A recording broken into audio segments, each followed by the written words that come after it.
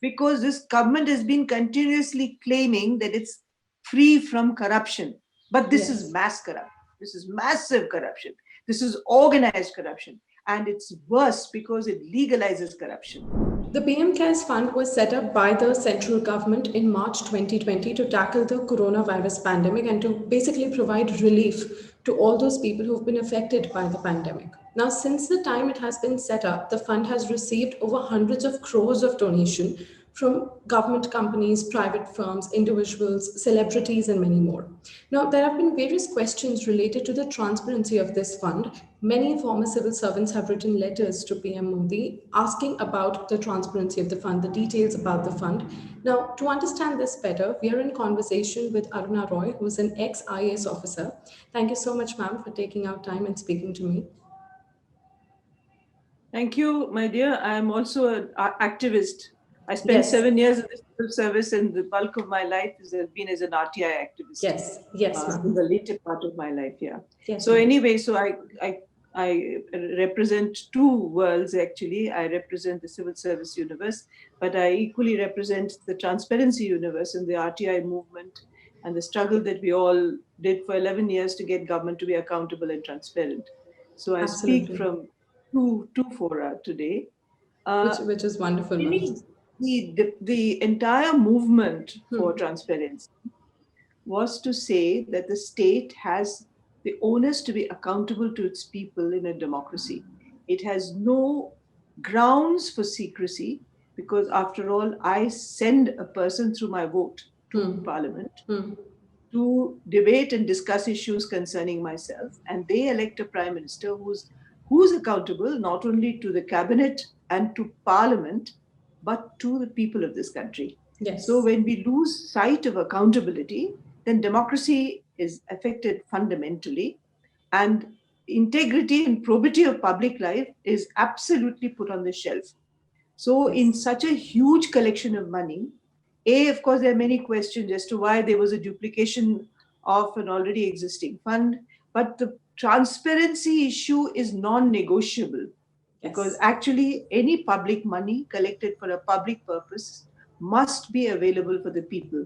But what has been even more shocking is that the Prime Minister has said that this is not even open for scrutiny by the Comptroller and Auditor General, the CAG, Yes. which is even within the norms of governance uh, a big error, because you cannot not allow the comptroller and auditor general to look at your accounts and your expenditure.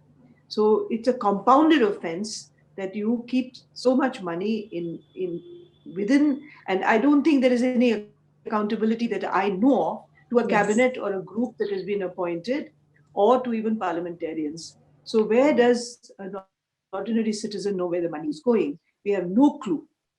Absolutely, ma'am. Ma'am, when I looked at the letters written by former civil servants that I mentioned and several allegations made by the activists as well, it was very clearly written that the government is making it easy and sort of denting rules so that the fund can get a lot of donations, but as you said, avoid public scrutiny.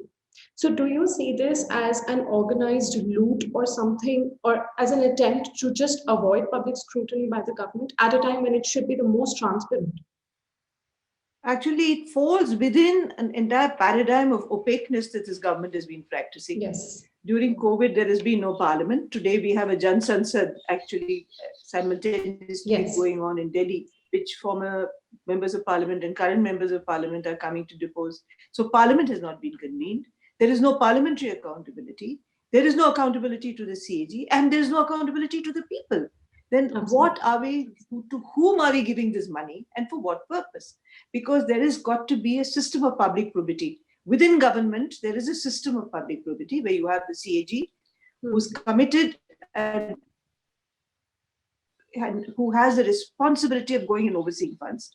In the transparency regime that we installed into the governance system in 2005 with the RTI law, there is a requirement that all public spending must be with under public scrutiny. You cannot have public spending under private scrutiny.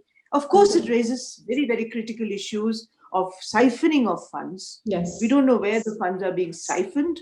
We have no clue. And even if they are, which I doubt, but even if they are doing it with probity and integrity, the allegations will stick. because without Yes. transparency, nobody can prove even their probity. So it Absolutely. cuts both ways. It cuts into their character of integrity and probity, and it of course betrays the basic social contract to enter into with a citizen when that citizen votes for parliament and for governance. Ma'am, first the government claimed that PM Cares is a private body and therefore it can, skip public scrutiny and all the RDI requests. And then the government said that no, it is a government body and received crores of donations, as I mentioned, from companies, individuals, and much more. Now, do you think the government is making itself, as you mentioned, more opaque to avoid this scrutiny? And if so, what is the way ahead? How do we go about this? Because, as you mentioned, it is Firstly, important to know where our money is going at the end of the day.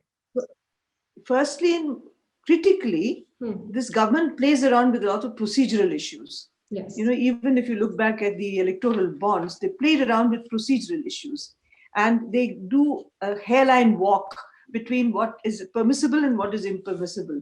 Hmm. According to the PM Care Fund, uh, they have said that it will be constituted as a private entity and not a public entity. First of all, how can a prime minister create a private entity in his Yes. role as a prime minister?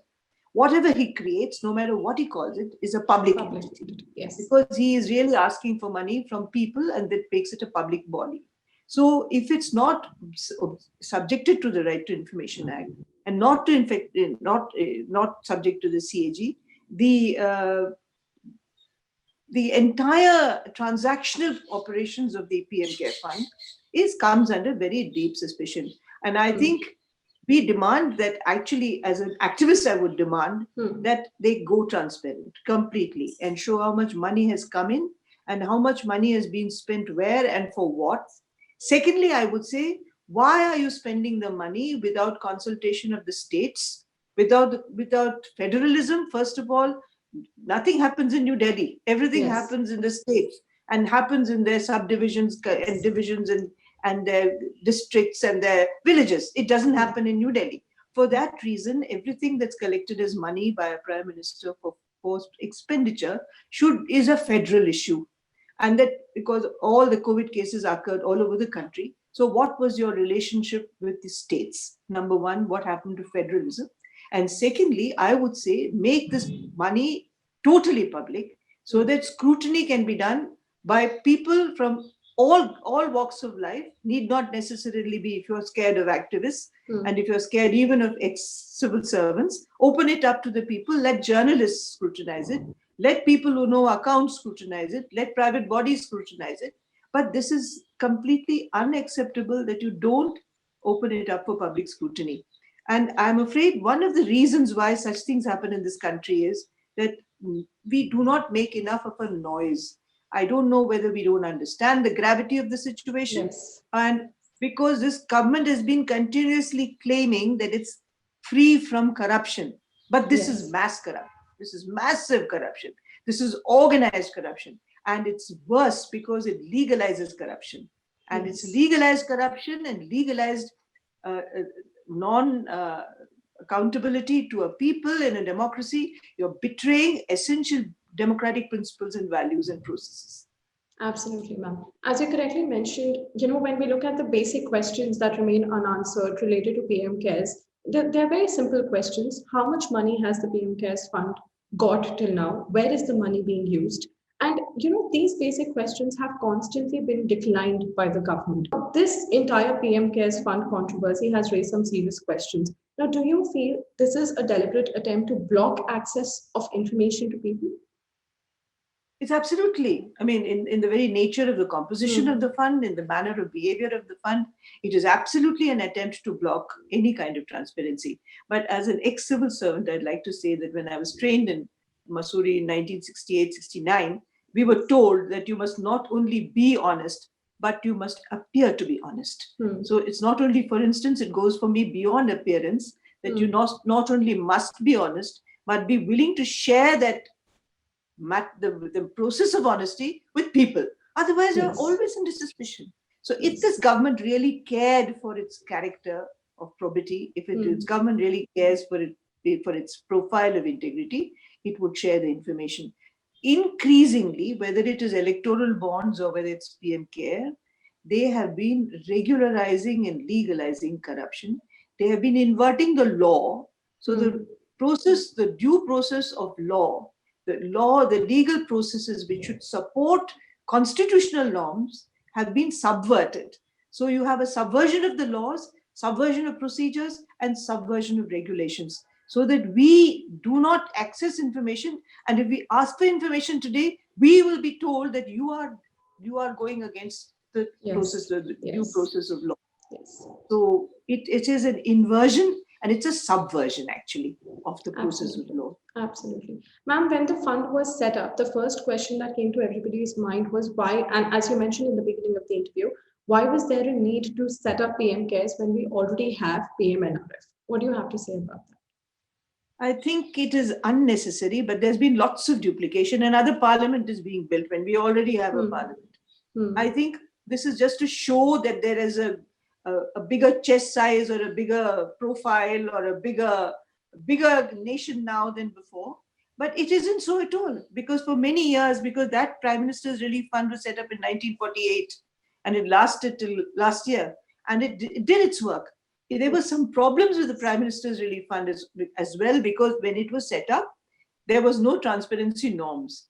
So there are no norms for transparency and sharing, but it was not necessarily an opaque law by intent.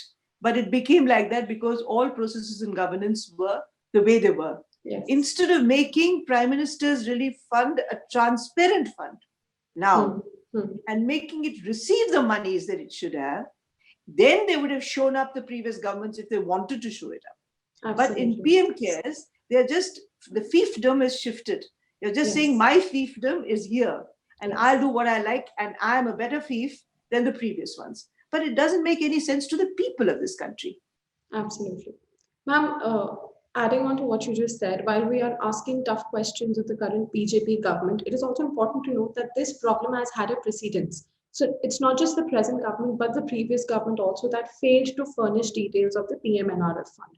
Now, do you think it's time the government realizes, even the present government realizes, that people are aware, they know, and they will ask tough questions, and that it is important for them to give out the necessary details?